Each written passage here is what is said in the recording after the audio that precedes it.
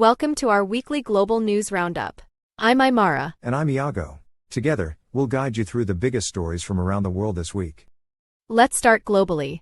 G7 leaders met in Italy, focusing on artificial intelligence regulation and climate commitments. They also reaffirmed support for Ukraine. Meanwhile, inflation data shook global markets, keeping investors on edge. In Europe, the EU Parliament passed stricter AI transparency rules, while protests in France escalated over pension reforms. In the United States, immigration reform and budget negotiations dominated headlines. Locally in Washington, debates centered on housing affordability. And across U.S. regions, climate resilience bills in the Northeast, farm subsidies in the Midwest, abortion laws challenged in the South, and water rights disputes plus wildfire preparedness in the West. On the economic front, inflation pressures persisted worldwide, though oil prices stabilized. In Europe, the ECB hinted at possible rate cuts later this year. In the U.S., CPI showed moderation, sparking a midweek market rally. Regionally, manufacturing slowed in the Northeast, agriculture exports faced pressure in the Midwest, Florida tourism thrived in the South,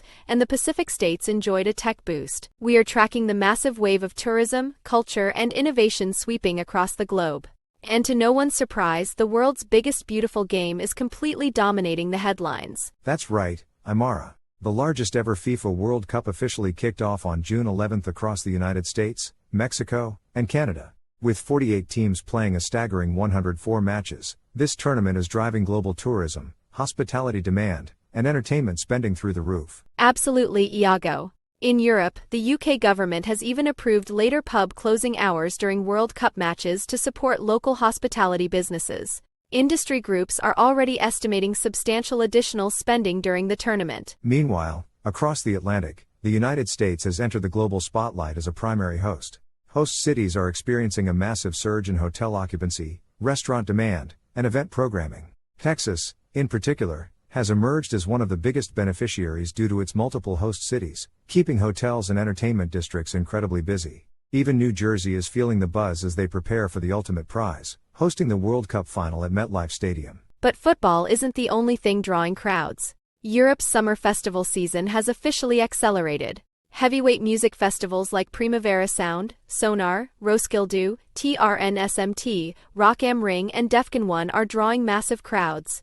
Central Europe is also shining, with Slovenia's Arzana Festival making waves, while Germany's Dresden Music Festival just reported a record attendance of approximately 68,000 visitors. Turning to design and architecture, Copenhagen's 3 days of design attracted more than 400 exhibitors. It's a prime example of how design festivals are increasingly functioning as massive visitor attractions and economic drivers. Speaking of major attractions, London's entertainment infrastructure is getting a massive upgrade.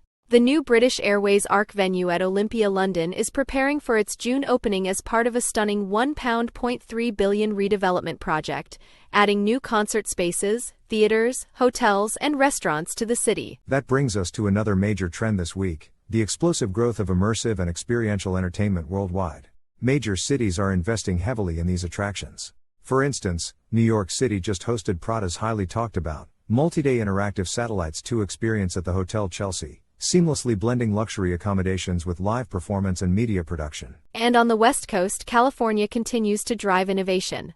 Los Angeles is gearing up for the launch of Data Land, a highly anticipated AI-powered immersive art destination. San Francisco is also capitalizing on the trend by hosting brand new experiential cultural attractions. Now let's look at how regional heritage and nature are driving travel.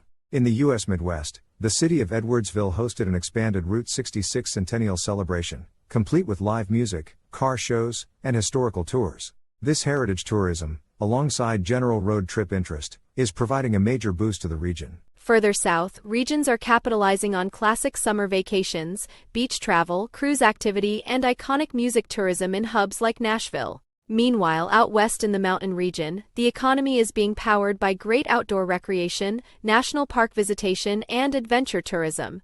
Up in Alaska and Hawaii, peak summer tourism is officially in full swing with incredibly strong visitor demand. Interestingly, some areas are experiencing a bit of a quiet period on the development front. Local activity there remains strictly focused on seasonal outdoor recreation as attention shifted toward World Cup travel elsewhere. Whether it's the roar of a stadium, the beat of a music festival, or the wonder of an AI art gallery, summer 2026 is shaping up to be absolutely unforgettable. In technology, major corporations advanced multi-billion-dollar fundraising and IPO processes. Investments are increasingly tied to integrating AI into aerospace infrastructure and global data networks. And now, the world's most watched event, the FIFA World Cup 2026 officially kicked off on June 11th. In the opening match, Mexico defeated South Africa 2-0 in Mexico City. South Korea also triumphed over the Czech Republic, 2-1. The opening ceremony featured electrifying performances by Shakira and J Balvin. And Brazil prepared for its debut with high expectations, despite Neymar's absence due to a calf injury. Let's check the markets.